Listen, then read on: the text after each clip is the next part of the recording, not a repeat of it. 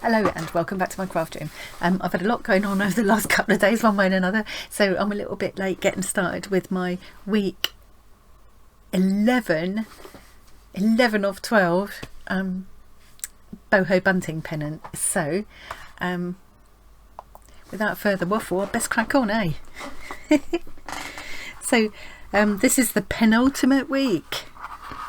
Next week I'll do the 12th bunting, and then the following week I'll just come back and show you how I put it all together. I can't believe that 12 weeks is nearly gone.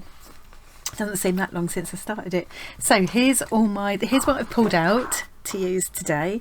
This will be my backing fabric. I shall keep that bit because I've got an idea for that for next week, but I'll just use a piece of this for my backing. I love this. I'm gonna use this as my main piece. I think I'm just going to go rectangular because it just fits the idea I've got in my head. I've got this little piece. Now this was originally all cut on the bias, so what I'm thinking is that if I cut this section out, so there's no seams across there, it wouldn't really matter if there were. I could use this section. That's got a seam, that doesn't matter. Yeah, that would be better. It'd give me a bit longer. If I cut a long strip out of that, I could make my own bias binding with it and have a go at using that to finish the edge. So that's what, yeah, because I haven't done that yet, so I thought I'm going to have a go with that. I saved this off when I was cutting a piece of backing, I think last week. I saved this piece because I thought, oh, they're quite pretty. I could cut those out. So I've got this idea that I'm going to cut out perhaps 3 of these. You can sort of see, hang on, you can sort of see what I'm thinking there. And then I've also got these, which I think I used on they all came in the scrap packs from Bazaar, treasure bags as I call them. And I think I used some on my very first pennant, but I haven't used them since, so I might use those. And then yeah, with this to make a binding to go around. Yeah, quite fancy that. So let's have a look at, I'll just put this here so I can just show off my beautiful scissor keep, which I got for my birthday from Trina. Look, I've got scissors in it now, so those are the scissors Trina gave me actually. How beautiful, look at these. They're lovely. So yeah, I've also got a little pair that I can use for paper there, and I've got my fancy dressmaking scissors there as well. So that was last week's. That was Trapunto quilting. Oh, hang on, I think I need to pull this. There we are. Yep, so that's the Trapunto quilting. That was it was all about holes. So I made holes with a soldering iron and snipped little holes here, and yeah. So that's a beaded edge, that's a pom-pom edge, and that was a Suffolk puff with another kind of beading edge. That was a crochet heart with a boho bead and homemade tassels. That was a hideous artificial flower that I stitched down and stitched into, and a kind of accidental dream catchery tassel-y thing. That was shisha work with mirrors. That used the same shisha technique but with a jewel, flat back jewel instead, and that was some tatty tassels. Another tatty tassel, and this is one of the motifs that was just in the scrap packs. Oh look, there's one of these. So I have used it twice I think then. This is mostly about embroidering it into the pattern that was already on the fabric, and that's the first one where I used these. So I think it's okay to do another rectangle. So I did think I should do another one of these and perhaps another one of these for the last 2. I just don't think it fits the plan that I've got on the piece of fabric that I want to use, so I'm just going to go with gut instinct. I will just baste those 2 together with a running stitch, just to give me something to, a bit of stability to the silk to work into. And then I'm going to cut these out.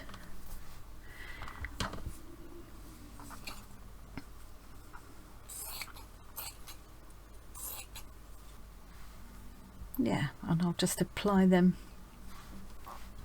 I think probably 3. Let's just cut these.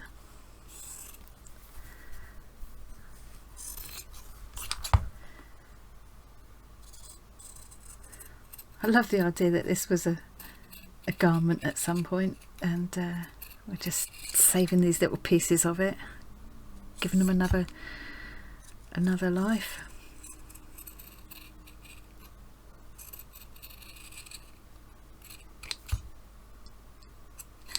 I often wonder about the people who wore these things. I think some of them are probably kind of manufacturer's seconds as well, but some of them are obviously worn.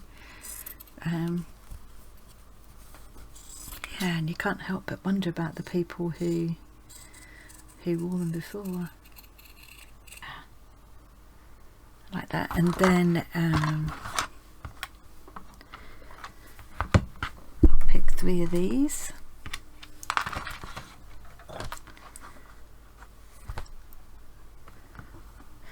And I will add more decorative stitching as well, just to make them a bit more colourful. I will probably stitch into this part as well. And as I said, I'm going to have a go at using some of this to make a bias binding to do the edge with, and see how that goes. What I might end up doing is just slightly rounding these corners.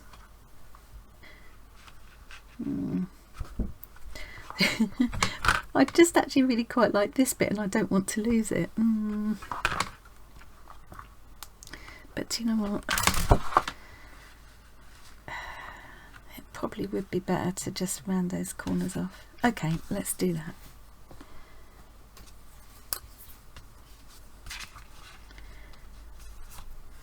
I think if you've watched any of these, you'll know by now that I am completely and utterly making this up as I go along. Most of the time it seems to be working out fine though. There we go.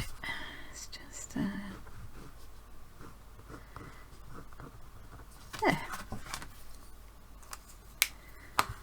So I have lost some of that, but never mind. It's fine. It's fine.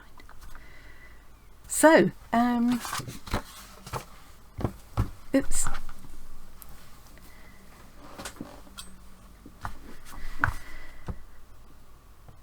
Yeah, so plan is I will baste these 2 pieces together, then I will trim the shape. I will trim the excess off.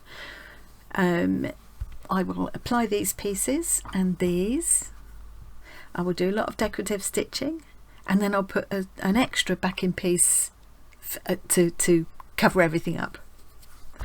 So this will be stitched all the way around, but when I put the final backing piece on, it will be left open at the top so I can turn it through.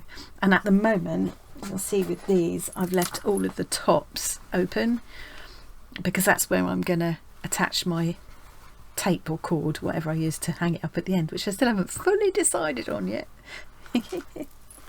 What I might do is something like these are the silk sari bags that the Bazaar scrap bags come in, which is really nice, and they've got this plaited cord, so I could do something like that and use up my massive stash of embroidery threads that I've got, because some of them are quite cheap embroidery threads and not that great to use for embroidery, so I could use them up and do some of this plaited cord or a twisted cord, and then just encase it inside the top of each piece.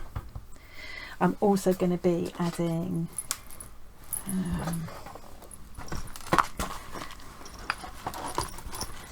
the rest of the boho beads that I made, and these couple of little doodads that came in the Bazaar scrap bags as well, so they'll all hang up together, which I think will be lovely. I need to pad it out anymore. I might even do some streamers of sari ribbon as well. It's going to be so colourful. It will probably live in my craft room most of the time, but I might put it out perhaps in the conservatory when we have parties and things. Okay. I think that's all I need to show you for now. I will be back tomorrow to show you how this went together, and let you know how I got on with that bias binding. I never actually tried it before, so we'll see. Okay. Thanks very much for joining me today, and I'll see you again tomorrow.